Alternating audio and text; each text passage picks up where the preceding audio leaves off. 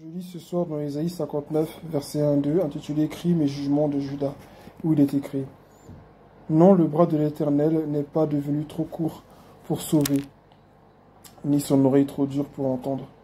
Mais ce sont vos fautes qui vous ont fait séparation, entre vous et votre Dieu.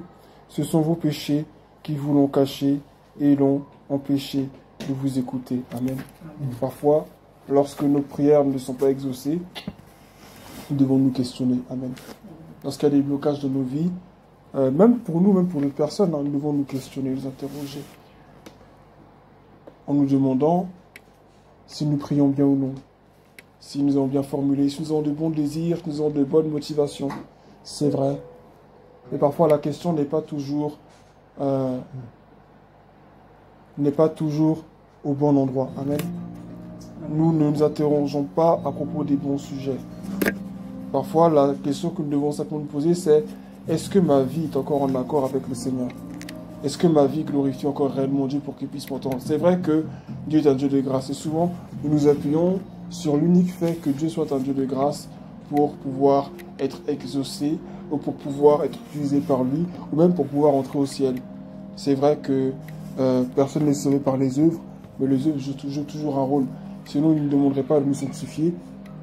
Sinon, dans ce passage, il ne serait pas écrit que ce sont nos péchés qui font obstacle entre lui et nous.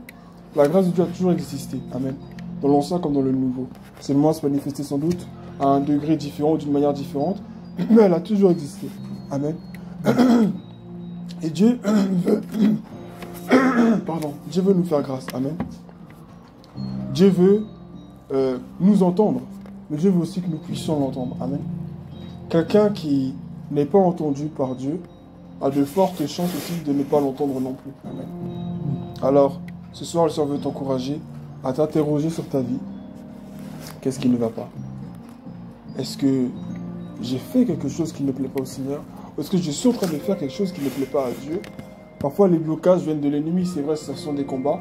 Parfois, c'est Dieu lui-même qui fait ça, parce que tout ce qui est mauvais ne veut pas venir forcément de l'ennemi. Parfois, c'est Dieu qui permet certaines choses pour nous éprouver, pour nous apprendre beaucoup de choses aussi. Amen. Donc, tout ne vient pas forcément de l'ennemi. Des fois aussi, c'est nous-mêmes qui, par le résultat de nos choix, nous créons nous-mêmes des problèmes. Amen. J'aimerais dire aussi que nos propres péchés nous créent des problèmes. Et il faudrait que nous nous posions des questions. Pourquoi est-ce que nous n'avons plus une relation avec Dieu que nous la avions auparavant? Pourquoi est-ce que nous n'avons plus l'autorité spirituelle que nous avions auparavant? Pourquoi est-ce que dans nos familles, dans nos quartiers, dans nos villages, si je peux le dire ainsi, dans nos lieux de travail, nous n'arrivons pas à impacter les âmes par la parole de Dieu, par notre comportement? Parfois, tu as beau te comporter comme il se doit, mais il n'y a rien. Et parfois, la question est beaucoup plus profonde que cela. Et il faut vraiment interroger le Seigneur. Voilà pourquoi, même pour poser les bonnes questions, il faut demander au Saint-Esprit de nous ouvrir les yeux, tout simplement. Amen. Et le Saint-Esprit le fera. Mais le problème, c'est que beaucoup de... Enfin, je ne sais pas s'il y en a beaucoup, mais en tout cas, certains chrétiens, je crois, marchent un peu à l'aveuglette. C'est-à-dire, on est chrétien, on est sauvé, on avance. Mais est-ce que nous nous asseyons au bout d'un moment, après avoir servi, après avoir chanté? Est-ce que nous savons déposer le micro? Est-ce que nous savons déposer les instruments? Est-ce que nous savons même des fois déposer la Bible, je dirais, pour arrêter ne serait-ce qu'un instant de dire je dois la lire en entier comme si c'était un record à battre, et dire bah, Seigneur, en fait, est-ce que ma vie est vraiment en concordance avec cette parole que je suis en train d'étudier? Est-ce que c'est vrai, j'essaie peut-être de faire beaucoup de choses bonnes, mais est-ce que ces choses sont vraiment bonnes devant toi? Vous savez, on peut faire beaucoup de choses bonnes, mais lorsque Dieu ne t'a pas envoyé les faire, c'est vraiment, ça devient un péché. Amen. Il y a beaucoup de choses bonnes à faire, mais Dieu ne nous appelle pas à faire toutes les choses. Dieu ne nous appelle pas à faire toutes les choses bonnes. Amen. Il y a beaucoup de bonnes choses à faire, mais Dieu ne nous appelle pas à faire toutes les choses qui sont bonnes. Il est important d'avoir le discernement, en toutes choses en fait, se retourner vers le Seigneur et dire Seigneur, qu'est-ce que toi tu en dis? C'est là en fait la clé de ce passage ce soir, c'est apprendre à interroger Dieu. Amen. Peut-être que ce soir, personne n'a fait quelque chose de mauvais ici, qui puisse mettre une distance entre lui et Dieu, peut-être. Mais il faudrait toutefois que nous apprenions dans notre vie chrétienne à faire un bilan avec Dieu, à laisser Dieu nous parler, à nous dire Seigneur, qu'est-ce que tu penses de moi en ce moment? Qu'est-ce que tu attends de moi? Est-ce que tu penses que je fais encore bien les choses? Qu'est-ce que tu veux réellement de moi? et laisser Dieu vraiment nous diriger, nous conduire. Je ne le dis pas parce que je suis un parfait exemple en la matière, mais c'est justement parce que je ne le suis pas que je peux le dire. Amen. Nous devons laisser Dieu nous diriger.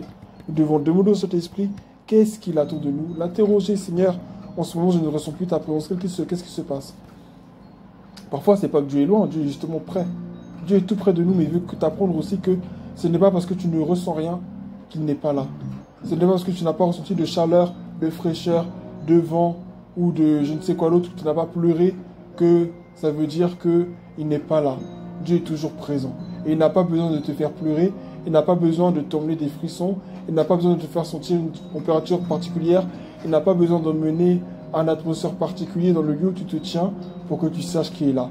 La seule chose dont il a besoin pour être présent, c'est ta foi. Il dit là où deux ou trois sont assemblés au mon nom, je suis au milieu d'eux.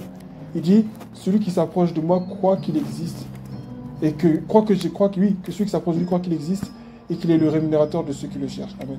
Donc nous devons croire avant tout. Que son nom soit béni. Que son nom soit béni. Demeurons dans sa parole, demeurons proches de lui, et n'oublions pas qu'une des choses fondamentales qui puisse nous rendre désagréables aux yeux de Dieu, c'est le manque de foi. La Bible dit, sans la foi, personne ne peut être agréable à Dieu. Alors ayons la foi, ne serait-ce que ça déjà, et à partir de cela, tout le reste découlera. Quand tu te regardes aujourd'hui, est-ce que tu as encore la foi? Est-ce que tu es de ceux dont Jésus parle lorsqu'il dit, lorsque je reviendrai, trouverai-je encore de la foi? Es-tu parmi de ceux qui ont le cœur qui s'est refroidi dans les derniers temps, ou es-tu plutôt de ceux dont le cœur passe de la tiédeur à la chaleur? Que son nom soit béni. Soyons un avec le Seigneur. C'est tout ce qu'il attend de nous. Amen. Amen.